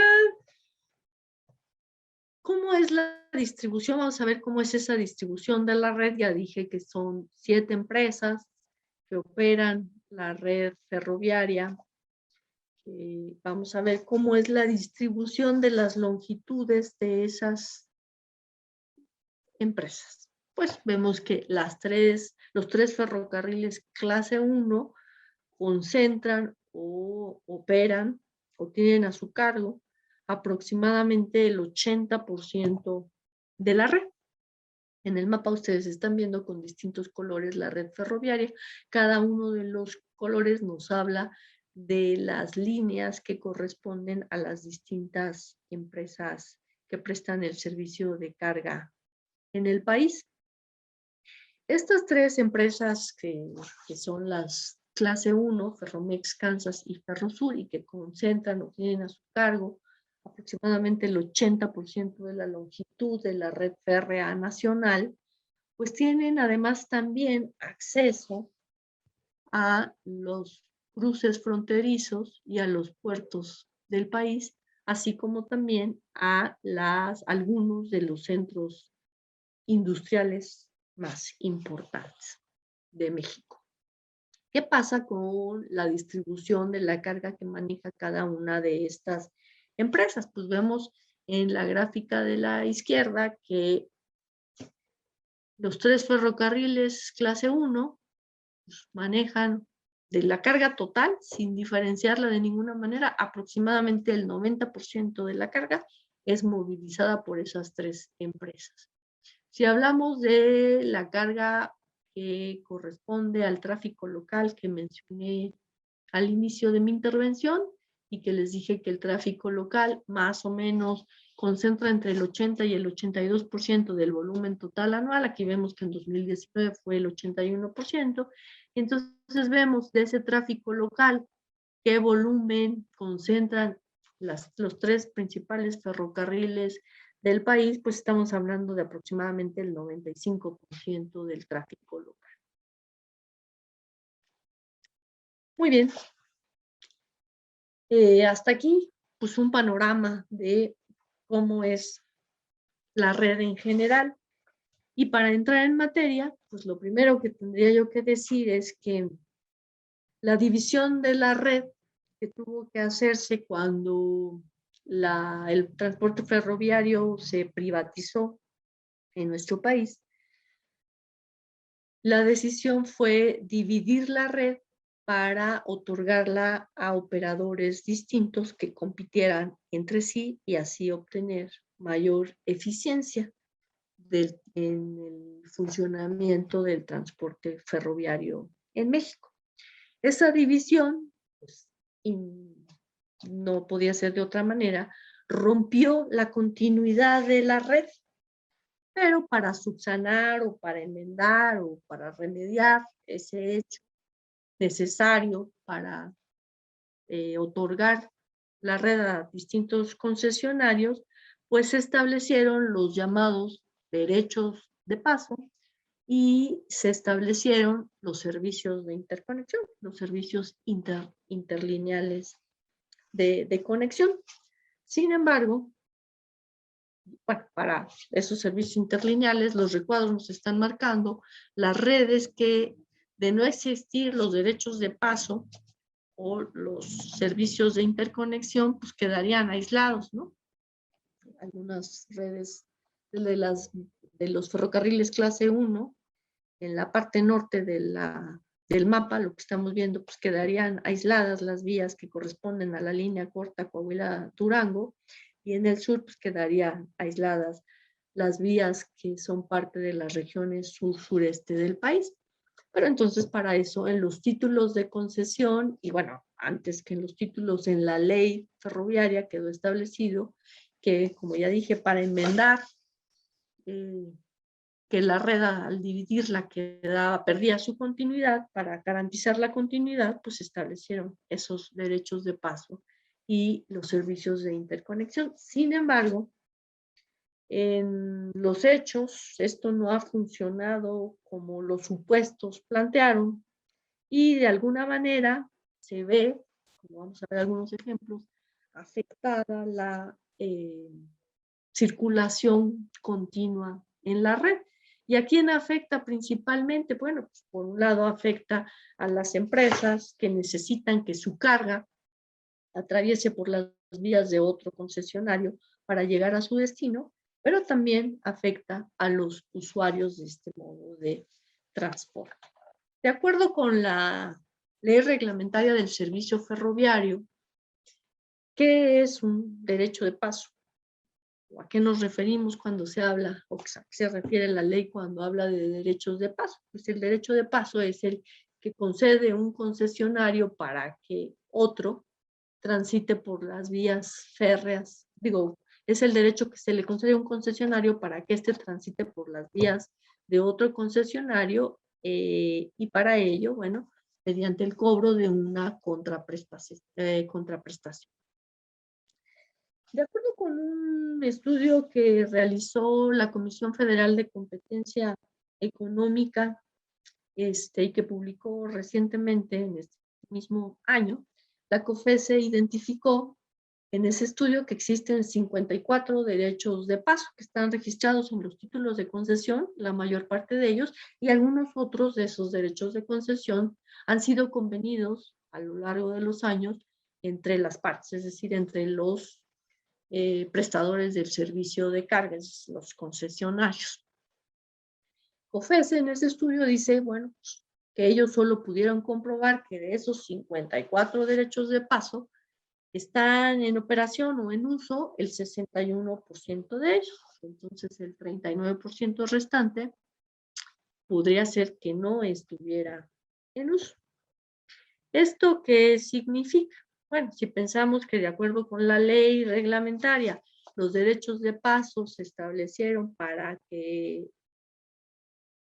subsanar el hecho de que la red quedaba dividida, bueno, pues los derechos de paso tienen como propósito, por un lado, garantizar la continuidad de las operaciones de un concesionario, como podemos citar el caso que está ahí en pantalla, del ferrocarril del Istmo y de la línea Coahuila-Durango, que necesitan conectarse a través de las vías de un tercero, ¿no? También los derechos de paso pues, otorgan la posibilidad de ingreso a ciertos nodos importantes que no se encuentran en su red. El caso típico que ya se resolvió de otra manera es Veracruz, y también esos derechos de paso pues, garantizan o buscan garantizar acceso a rutas que son parte de las vías de otro concesionario. Me di a la tarea para esta presentación de mapear los derechos de paso que están registrados en el estudio de la Comisión Federal de Competencia Económica, y aquí en pantalla ustedes están viendo los derechos de paso que Ferromex otorga a Kansas. Están encerrados en circulitos. Son 7 los derechos que Ferromex otorga a Kansas, y de esos 4, los que están en café, de acuerdo con el estudio de COFESE, no están en operación, según comprueba ese análisis. y los otros 3 se encuentran en operación. Están diferenciados también por la función que cumplen, ¿no? Si da lugar a la continuidad, a la competencia o a la conectividad. Pero bueno, vamos a analizar el caso del derecho de paso Mariscala-Guadalajara, que se supone que podría no estar activo, no estar en uso. Si así fuera, bueno, pues entonces la carga de Kansas no podría llegar a la capital del centro occidente del país, me refiero a Guadalajara, y ahí tendríamos, insisto, en el caso de que no hubiera derecho de paso, tendríamos un problema de continuidad o de circulación de la carga en esa zona tan importante. Aquí tenemos otro ejemplo, son los derechos de paso que Ferrosur otorga por un lado a Kansas y por otro lado al ferrocarril del Istmo de Tehuantepec. Me voy a referir solo a este que está en el círculo morado, porque también de acuerdo con el estudio que ofrece, no podría no estar en uso, no estar activo. Y entonces significaría que la carga que sale del Chapo, que se encuentra en un nodo localizado en el sur de Veracruz, en la zona de la actividad petrolera de México, no tendría acceso al puerto de Veracruz. Pero más allá de que ese derecho de paso esté activo, no. Esta imagen nos sirve de ejemplo para hablar del hecho, es casi como el prototipo, digo yo, de obstrucción a la circulación. Si no existe derecho de paso o no se garantizan los movimientos de interconexión o de conexión interlineal, pues entonces lo que tenemos es que la carga de las regiones sur y sureste del país, la carga que mueve el ferrocarril, pues queda aislada. Esto queda como una suerte de isla, y hemos hecho ya 3 estudios con objetivos distintos relacionados justamente con los movimientos ferroviarios que están vinculados con las regiones sur y sureste del país. Y funcionan, a veces parece que es una isla ferroviaria. Ahí, ¿quiere avanzar?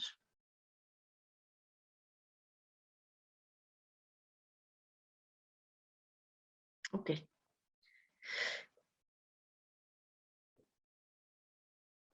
Aquí, en 2014 hubo ahí un asunto que no me interesa detallar, pero que dio lugar a la reforma de la ley reglamentaria del servicio ferroviario en 2015. Y en esa reforma, pues uno de los objetivos primordiales era garantizar justamente la interconexión ferroviaria. Y a partir de esa reforma es justamente que nace la Agencia Reguladora de Transporte Ferroviario. Bueno, cito eso porque un dictamen de COFECE es referido en un estudio de la Cámara de la Industria de la Transformación de Nuevo León, ahí está la cita del estudio, señala y se queja, y estoy hablando de un dictamen de 2016, es decir, ya se había publicado la reforma a la ley. Bueno, pues ese estudio, de acuerdo a CAINTRA, los usuarios se quejaban de que, hablando de derechos, de servicios de derecho de paso, que pues no recibían un servicio continuo, más bien recibían un servicio discontinuo, que sus cargas presentaban regularmente demoras, incumplimiento en las franjas horarias para que se llevaran, facilitar o se llevaran a cabo las cargas que tienen que ver con derecho de paso, etc. Y ese mismo estudio que presenta CAINTRA concluye que los ferrocarriles, dicen en su estudio, ¿no? Dicen ellos, los ferrocarriles discriminan y desincentivan los tráficos mediante sus esquemas de tarifas, porque Resulta que las tarifas interlineales son más caras para los fletes que involucran a más de una red o a más de un operador del servicio de carga. Señala también CAINTRA que las empresas pequeñas y medianas se ven obligadas al uso de rutas menos eficientes, con lo que pierden competitividad porque los trayectos que suelen usar pues tienden a ser más largos en tiempo y en distancia y por tanto también más costosos, más caros. Y habla de la falta de conectividad o del hecho de que la falta de conectividad, deja para algunos usuarios del transporte ferroviario o algunos dueños de la carga como única alternativa de transporte, pues el movimiento por carretera de sus cargas.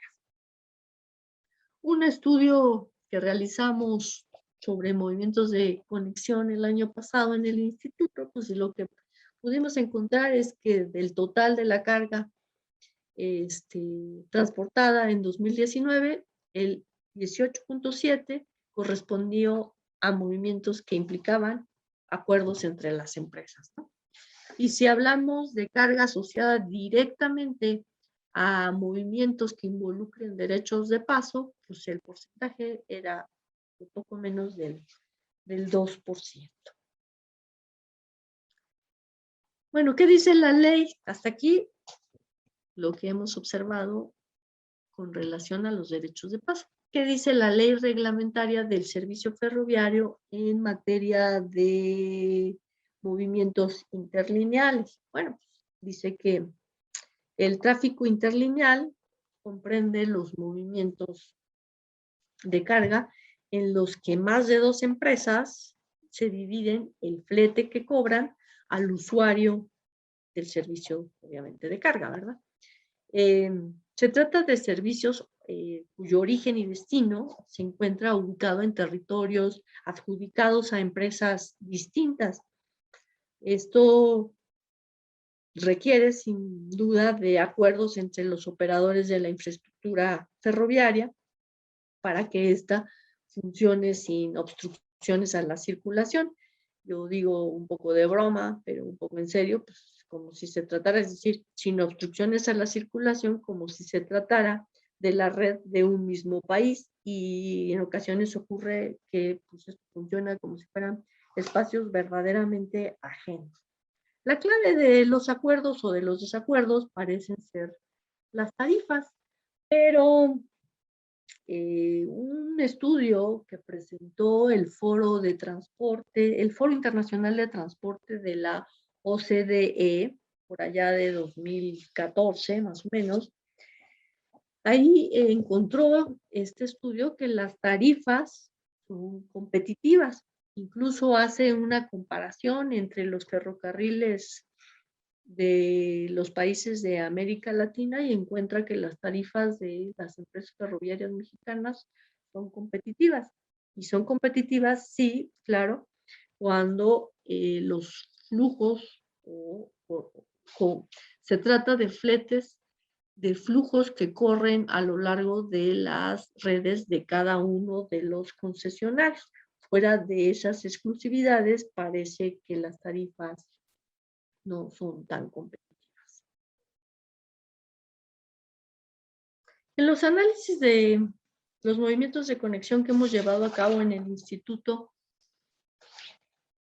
los hemos tratado, dado que no conocemos cuáles son las consideraciones que siguen las empresas para el manejo de estos movimientos, pues los hemos tratado de abordar desde perspectivas muy distintas, que ahora me saltaré porque ya me ganó el tiempo, pero me voy a concentrar en lo que encuentro como comentarios finales, digamos, ¿no? Por un lado, pues que los movimientos de carga relacionados con los movimientos de conexión, perdón, pues son aparentemente pequeños, ¿no? Es decir, comprenden el 18, el 20% del total anual, y lo que sí tenemos claro es que tratar de entenderlos y de seguir la ruta de cada uno de ellos, pues no ha resultado de ninguna manera fácil, por lo que nosotros, y de hecho por eso empecé mostrando algunos ejemplos del trabajo realizado, hemos tratado de buscar explicaciones en lo que a través de los análisis hemos podido entender de los movimientos ferroviarios del país. Y entre esos estudios, los análisis en el tiempo nos han permitido observar, por un lado, que el ferrocarril optó de alguna manera por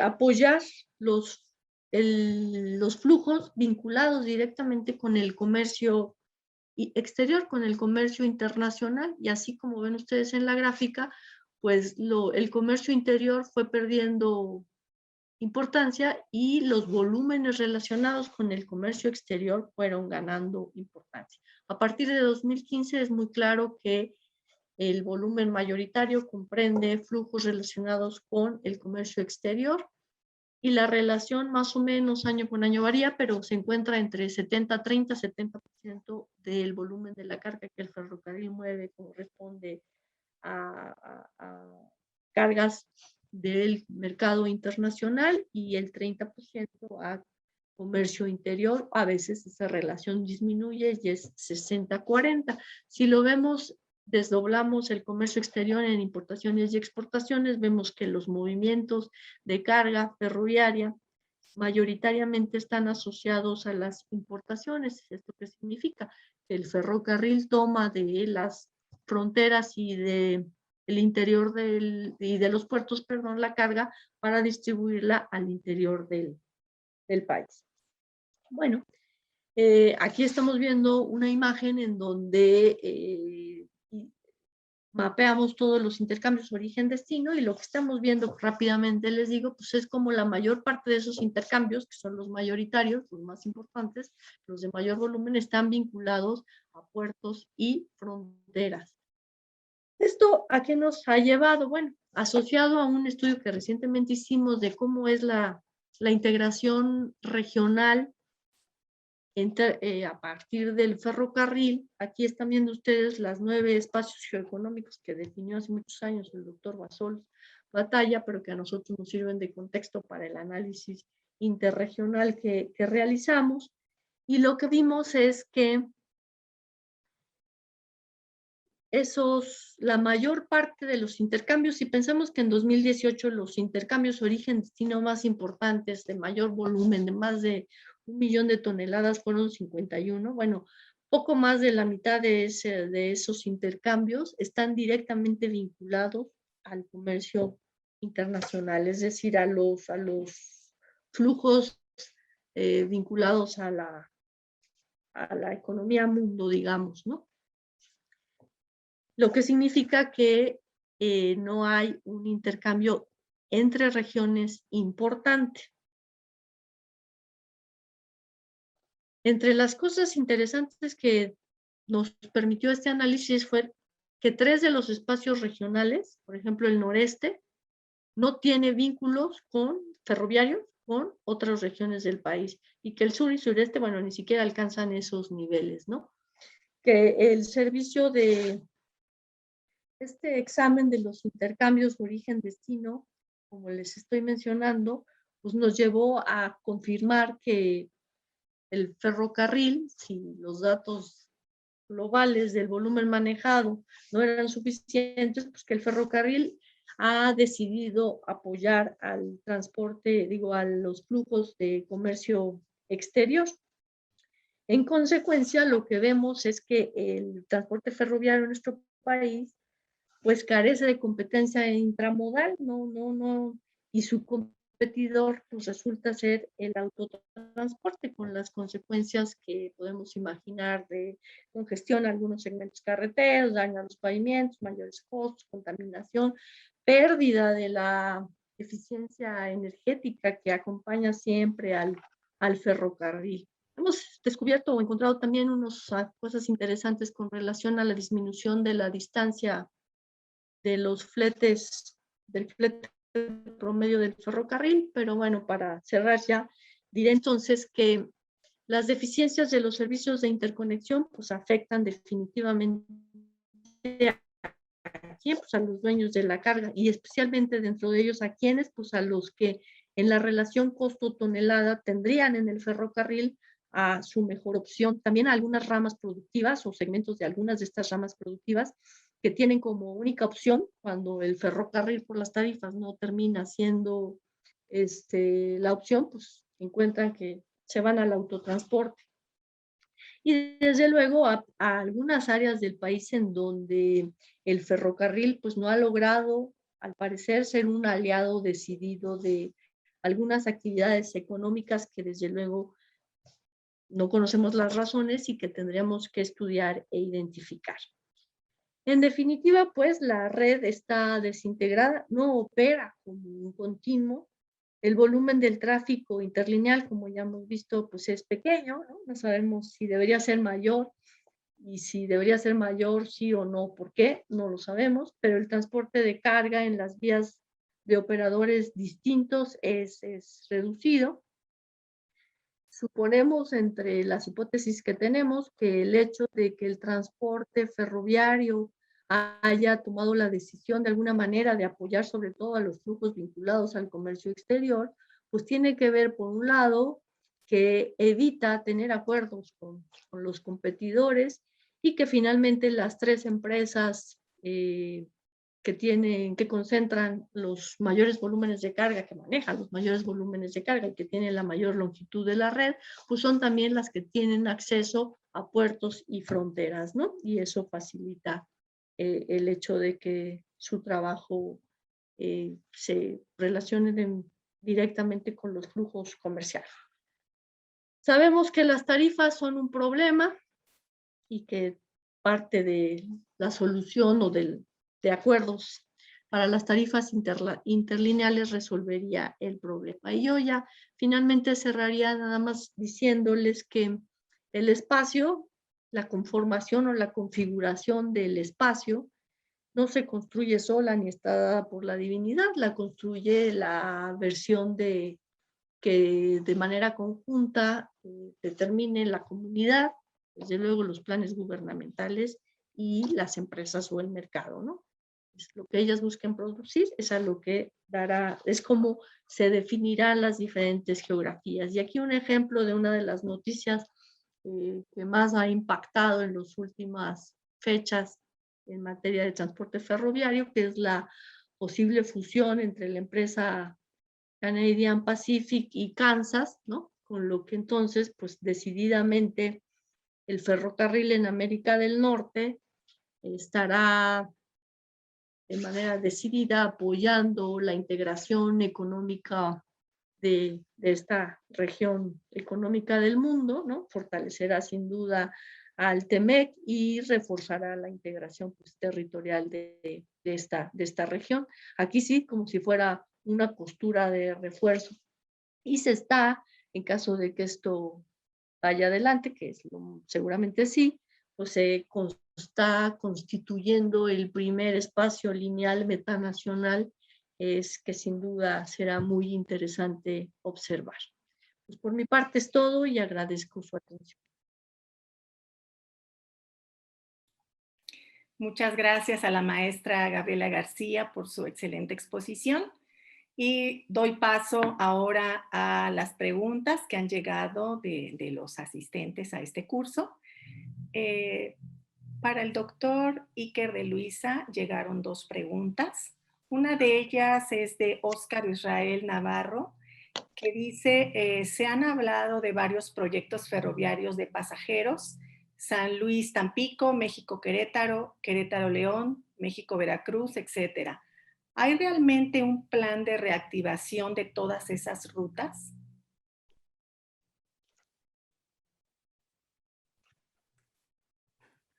Sí, gracias. Efectivamente, pues los proyectos presidenciales del Tren Maya, el corredor transísmico, así como la conclusión del interurbano México-Toluca, pues ha generado múltiples expresiones de interés a nivel local, llámese gobernadores, gobernadoras, presidentes municipales, diputados o población organizada de la sociedad civil, empresarios.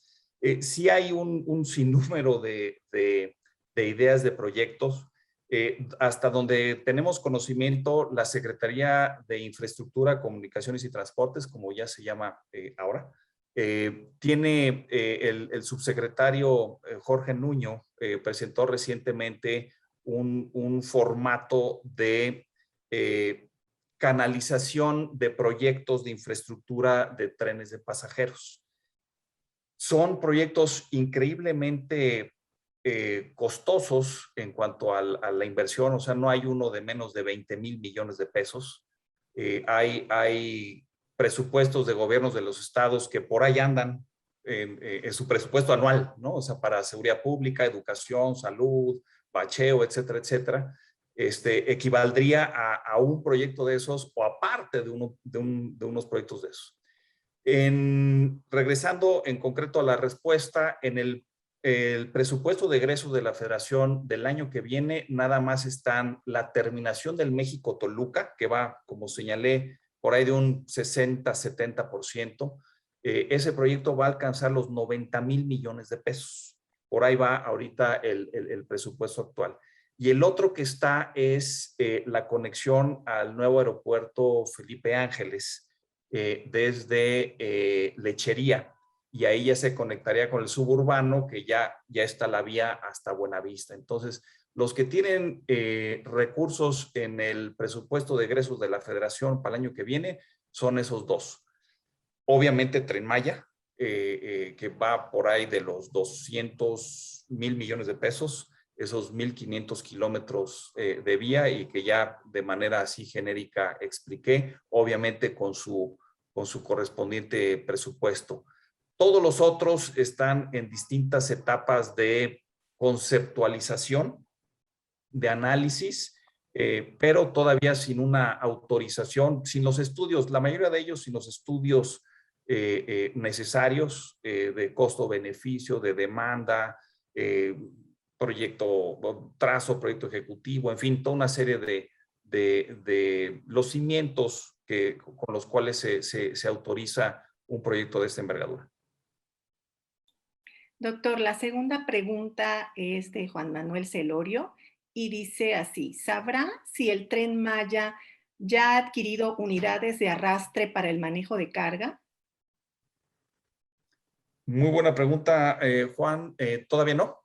Están licitados todas las obras, o prácticamente todas las obras, la obra civil y los 42 trenes de pasajeros con el sistema electromecánico y de señalización, pero precisamente falta el tema de carga, tanto de terminales, si es que las va a manejar directamente el Tren Maya, o licitará o concesionará a terceros que las construyan bajo su riesgo, y el tema de locomotoras y carros ferroviarios de carga, esos están pendientes. Llegó otra pregunta, doctor, es de Arturo Valencia. Dice: además del Tren Maya y el proyecto Jalapa-Coatepec, ¿conocen otros proyectos de transporte interurbano que se hayan contemplado en el corto y mediano plazo? Y junto con esa, mandó otra.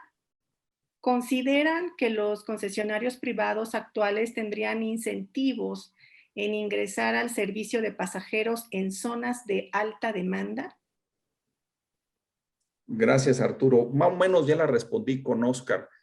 No hay ahorita, o sea, en el presupuesto de egresos de la Federación del año que viene, nada más están inscritos, o sea, con presupuesto, registrados con presupuesto, repito, el México-Toluca y la conexión ferroviaria de Lechería, Estado de México, al nuevo aeropuerto Felipe Ángeles.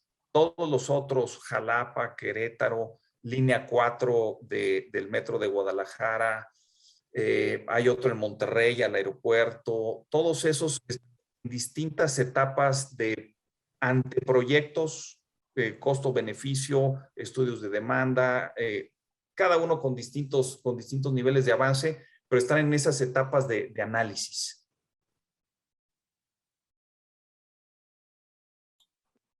Esta pregunta que llegó es para la maestra Gabriela de Paloma Castro. Dice así: hablando de la visión de la sociedad sobre el ferrocarril, ¿qué puntos fuertes destacaría para una divulgación positiva del ferrocarril en la actualidad? Bueno, yo creo que los puntos fuertes del ferrocarril son muchos. Sin duda, el transporte ferroviario del país pues cumple con una función de apoyo a la economía, sin duda, a la economía nacional.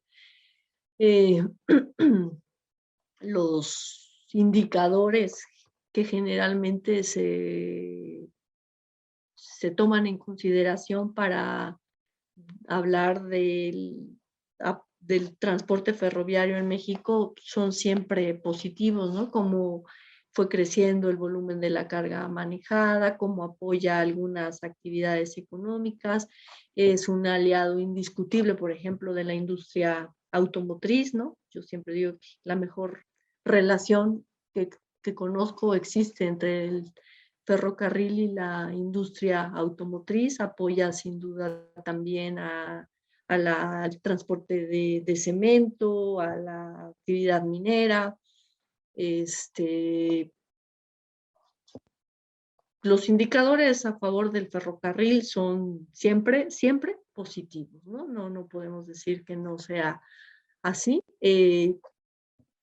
Trato yo algunas, como en esta ocasión, cuando hablamos de movimientos de conexión, bueno, pues sé que nos faltan elementos de conocimiento porque la información o los datos disponibles para estudiar el transporte ferroviario de nuestro país son escasos, ¿no? Diría yo que esa sería una de sus limitantes. Si pensamos desde la perspectiva de la sociedad, bueno, pues obviamente mientras el ferrocarril siga apoyando la actividad económica, pues estaremos hablando de que el ferrocarril en México está cumpliendo una función no solo económica, sino social importante también. Maestra, en este caso llegó, no es una pregunta, es un comentario, es como más bien como una acotación a su exposición, vino de Marco González Galindo, y creo que vale la pena mencionarlo. Dice: no se mencionó el derecho de paso del ferrocarril Coahuila-Durango con Ferromex, va de Ciudad Frontera a Durango, acarreando mineral de hierro. Hay otro derecho de paso del ferrocarril Coahuila-Durango a Ferromex, de Escalón a Chihuahua, Chihuahua a Química del Rey en Coahuila. Sí, ok. Yo mapeé los que estaban en los 50 y tantos que están en el estudio de COFESE, mapeé todos los que están ahí, claro, presenté 2 ejemplos, y ya verás, ni me dio tiempo de terminar la presentación, pero los mapeé todos, y no están los que menciona. Si son de Ferromex a la línea Coahuila-Durango, bueno, es que, perdón, aclaro, seguramente sí están mapeados y tengo la imagen en la presentación, pero ya no llegamos a ella, pero la iba a utilizar con otro propósito, pero el primer mapa que presenté donde están los derechos de paso de Ferromex, en ese caso eran los derechos de paso de Ferromex a Kansas, no a la línea Coahuila-Durango. Por eso no se ven los que menciona, pero sí están ahí, sí los tengo mapeados. Veía en el chat que alguien preguntaba si podían contar con...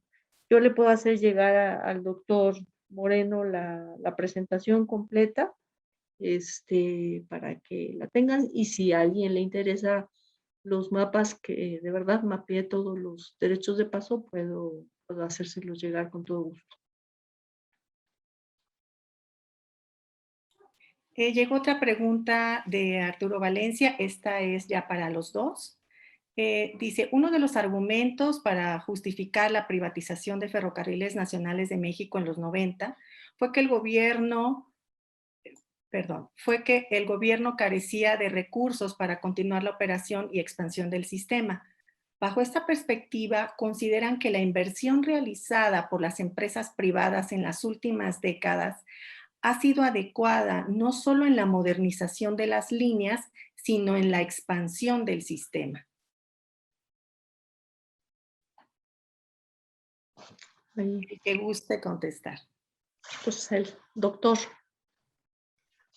Gracias. Es una facultad del gobierno federal extender las concesiones, no de los concesionarios. Entonces, si no ha habido, es porque el gobierno federal no las ha abierto. Nosotros tenemos una concesión que va del punto A al punto B. No podemos salirnos ni un milímetro más, ni para un lado ni para otro. Entonces, es una atribución ahí del gobierno federal el que se abran concesiones. Entonces, ahí el tema es también, es que, o sea, parecería que esos 27,000 kilómetros de vía total, de los cuales 20,000 son operativas, más o menos cubrimos donde está la demanda del país. O sea, si no llegamos, los estados donde no llegamos es Guerrero, Baja California Sur, que Baja California Sur, curiosamente estamos llegando ahorita mediante ferry en un servicio intermodal de Topolobampo a La Paz, y Quintana Roo. En Quintana Roo llegamos hasta Valladolid, que también Valladolid era un punto de suministro de cemento para toda la construcción hotelera en Cancún y la Riviera Maya, ¿no? Entonces, creo que el análisis que presentó la maestra Gabriela, todo ese análisis de orígenes, destino, pues está claro que donde está la producción industrial, donde está la producción agrícola, agroindustrial, y pues las entradas y salidas, fronteras, puertos y todos los centros de consumo importantes, pues básicamente están atendidos por el ferrocarril, ya sea directamente o en un radio de acción, como en varias de las láminas aparecía con bastante claridad, ¿no? Entonces, sí hay puntos donde el sur, que comentaba la maestra Gabriela, pues bueno, ahí el huracán Stan en el 2005 destruyó toda la infraestructura, ese concesionario salió, por esa, no estaba contemplado un seguro que el que permitiera renovar toda la destrucción que hubo en la costa de Chiapas, ¿no? Entonces, los 2 millones de toneladas que se movían ahí, pues dejaron de moverse, ¿no? Se movieron todo por camión. Y costó, pues eso, 15 años renovar. Ya está la vía y bueno, ahorita va a quedar mejor con el ferroísmo, con el corredor del istmo, para que precisamente regrese ese flujo ferroviario que ya existía antes, ¿no? Y que dejó de existir esas 2 millones de toneladas que llegó a manejar el Chiapas-Mayab. Todo era casi dirección sur. No hay nada que se produjera allá, salvo la petroquímica en Coatzacoalcos, no hay nada que viniera dirección norte. Entonces eran tráficos llenos dirección sur y tráficos vacíos dirección norte, ¿no? Hoy en día con el corredor interoceánico lo que se busca con parques industriales y la conectividad de los dos puertos es que haya un mayor o mejor balance de carga norte-sur que el que anteriormente, ¿no? Hasta ahí mi comentario. Sí, y de hecho algunos, bueno, de los estudios que he tenido la suerte de conocer o de escuchar cuando los han presentado relacionados justamente con el Tren Maya, uno de los grupos de trabajo, digamos, que está muy activo en ese sentido, pues es quienes están buscando cuáles posibilidades, quiénes serían los usuarios potenciales del Tren Maya, el servicio de carga, claro, que desde la región sur-sureste quiera transportar vía ferrocarril carga hacia el resto del país y también uno de esos volúmenes importantes son flujos vinculados directamente al mercado internacional. Muchos productos agrícolas están interesados en Campeche, en Yucatán, de aprovechar el Tren Maya para que esos productos salgan vía ferrocarril a puertos y frontera norte. Muchas gracias. Una última pregunta de Rosa Patricia. Deseo preguntar si en México actualmente existe la capacidad tecnológica para llevar a cabo proyectos ferroviarios propios. Bueno, no soy ingeniero civil. Eh, sí y no, depende de lo que estemos hablando, ¿no? O sea, pues podemos hacer un túnel, no sé si tengamos la tecnología más barata, más precisa, más rápida, habría que ver, ¿no? Podemos hacer viaductos, ¿no? Hemos hecho viaductos, ahí en el video se pasaba el viaducto en Manzanillo por la laguna de acceso al puerto, una obra muy importante, un viaducto de 2-3 kilómetros y que remata con un túnel de 1 kilómetro. Todo eso se hizo con tecnología mexicana, empresas mexicanas sin problema. Ya entrando en mediana velocidad, alta velocidad, trenes de pasajeros, electrificación, etcétera, etcétera. Bueno, pues ahí a nivel global, pues hay un know-how, hay experiencia, hay tecnología. Ya comentaba que tenemos plantas que en México se arman muchos trenes, trenes de carga. 50,000 carros ferroviarios antes de la pandemia se armaban en México, en Hidalgo, Tlaxcala y Coahuila. Y en las plantas de Ciudad Sagún, Hidalgo y de Huehuetoca, Estado de México, se exportan metros a San Francisco y Kuala Lumpur. Eran los últimos proyectos antes de que entrara el Tren Maya, ¿no? ¿Qué porcentaje de ese ensamble es 100% nacional? Pues no va a ser 100% nacional. Obviamente la tecnología es global y pues en momentos conviene adquirirla. Está el reto, ¿no? Está el reto de formar generaciones pues, de ingenieros, mecánicos, eléctricos, civiles, ¿no?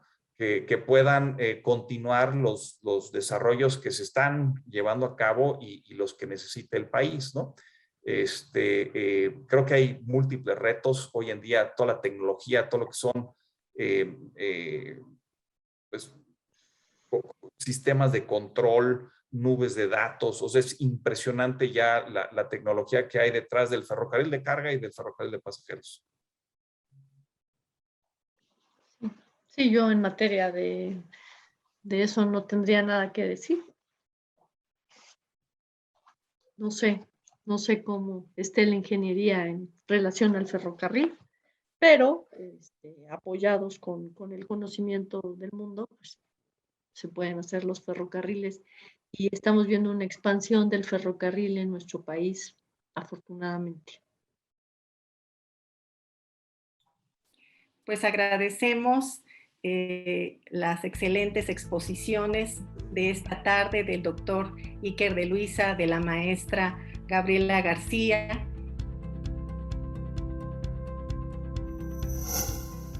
Gobierno de México.